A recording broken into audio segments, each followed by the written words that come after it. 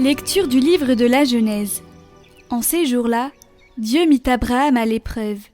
Il lui dit : « Abraham !» Celui-ci répondit : « Me voici. » Dieu dit : « Prends ton fils, ton unique, celui que tu aimes, Isaac. Va au pays de Moria, et là tu l'offriras en holocauste sur la montagne que je t'indiquerai. » Ils arrivèrent à l'endroit que Dieu avait indiqué. Abraham y bâtit l'autel et disposa le bois. Puis il lia son fils Isaac et le mit sur l'autel, par-dessus le bois. Abraham étendit la main et saisit le couteau pour immoler son fils. Mais l'ange du Seigneur l'appela du haut du ciel et dit : « Abraham, Abraham !» Il répondit : « Me voici. » L'ange lui dit : « Ne porte pas la main sur le garçon, ne lui fais aucun mal. Je sais maintenant que tu crains Dieu. Tu ne m'as pas refusé ton fils, ton unique. » Abraham leva les yeux et vit un bélier, retenu par les cornes dans un buisson. Il alla prendre le bélier et l'offrit en holocauste à la place de son fils. Du ciel, l'ange du Seigneur appela une seconde fois Abraham. Il déclara : « Je le jure par moi-même, oracle du Seigneur.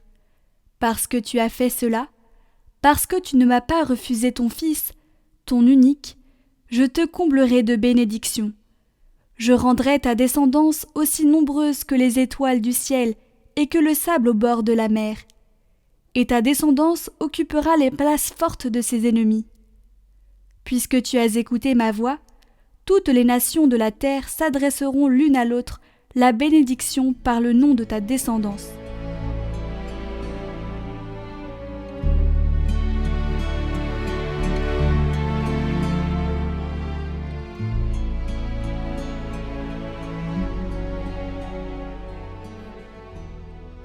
Je marcherai en présence du Seigneur sur la terre des vivants. Je crois et je parlerai, moi qui ai beaucoup souffert. Il en coûte au Seigneur de voir mourir les siens. Ne suis-je pas, Seigneur, ton serviteur, moi dont tu briseras les chaînes? Je t'offrirai le sacrifice d'action de grâce, j'invoquerai le nom du Seigneur. Je tiendrai mes promesses au Seigneur, oui, devant tout son peuple, à l'entrée de la maison du Seigneur, au milieu de Jérusalem. Je marcherai en présence du Seigneur sur la terre des vivants.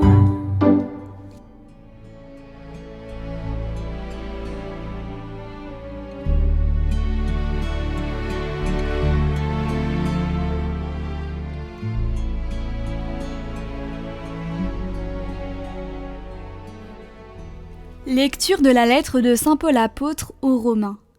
Frères, si Dieu est pour nous, qui sera contre nous ? Il n'a pas épargné son propre Fils, mais il l'a livré pour nous tous. Comment pourrait-il, avec lui, ne pas nous donner tout ? Qui accusera ceux que Dieu a choisis ? Dieu est celui qui rend juste. Alors, qui pourra condamner ? Le Christ Jésus est mort. Bien plus, il est ressuscité. Il est à la droite de Dieu, il intercède pour nous. De la nuée lumineuse, la voix du Père a retenti. Celui-ci est mon Fils bien-aimé. Écoutez-le. Évangile de Jésus-Christ selon saint Marc. En ce temps-là, Jésus prit avec lui Pierre, Jacques et Jean, et les emmena, eux seuls, à l'écart sur une haute montagne. et il fut transfiguré devant eux. Ses vêtements devinrent resplendissants, d'une blancheur telle que personne sur terre ne peut obtenir une blancheur pareille. Élie leur apparut avec Moïse, et tous deux s'entretenaient avec Jésus. Pierre alors prend la parole et dit à Jésus : « Rabbi, il est bon que nous soyons ici. Dressons donc 3 tentes, une pour toi, une pour Moïse et une pour Élie. » De fait, Pierre ne savait que dire, tant leur frayeur était grande. Survint une nuée qui les couvrit de son ombre, et de la nuée une voix se fit entendre. « Celui-ci est mon fils bien-aimé, écoutez-le. » Soudain, regardant tout autour, ils ne virent plus que Jésus seul avec eux. Ils descendirent de la montagne, et Jésus leur ordonna de ne raconter à personne ce qu'ils avaient vu, avant que le Fils de l'homme soit ressuscité d'entre les morts. Et ils restèrent fermement attachés à cette parole, tout en se demandant entre eux ce que voulait dire « ressuscité d'entre les morts ».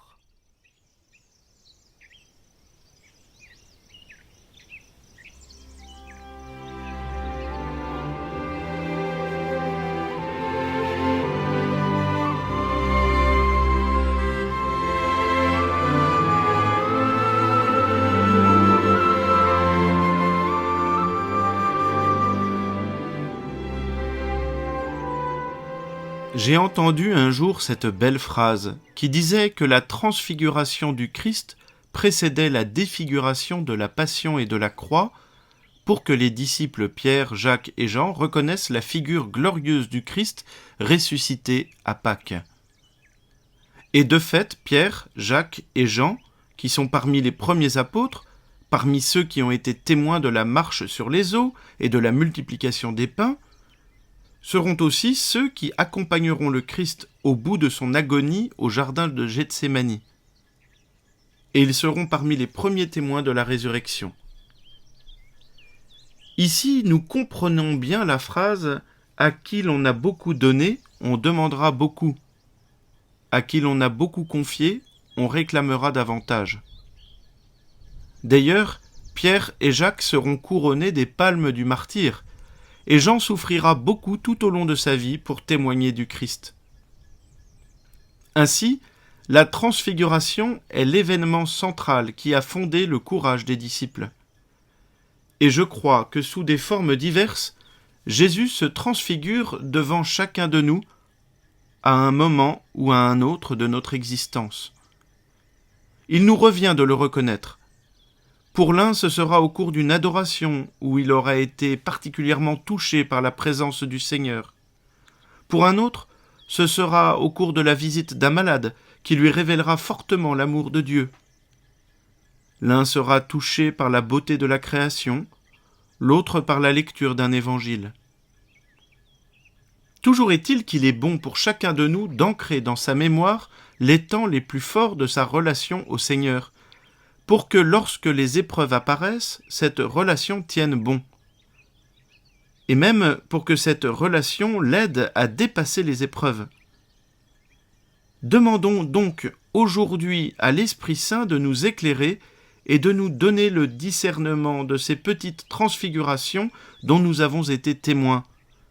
Et demandons-lui aussi la force de tenir dans les épreuves, sûr que le Christ est une fois pour toutes vainqueur du péché et de la mort. Que la bénédiction de Dieu Tout-Puissant, Père, Fils et Saint-Esprit descende sur vous tous et y demeure à jamais. Nous vous proposons pour ce dimanche non pas un chant, mais une oraison d'union de 5 minutes. À l'image de Sainte Thérèse d'Avila, qui donne l'image de la pluie, le jardinier n'a plus rien à faire. En silence, laissons Dieu triompher en nous.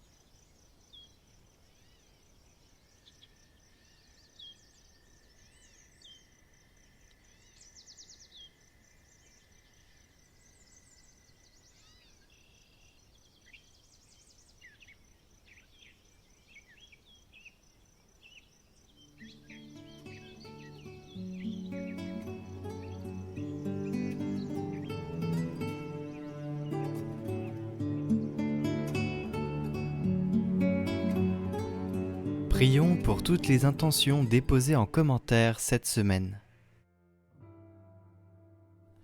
Notre Père, qui es aux cieux, que ton nom soit sanctifié, que ton règne vienne, que ta volonté soit faite sur la terre comme au ciel. Donne-nous aujourd'hui notre pain de ce jour.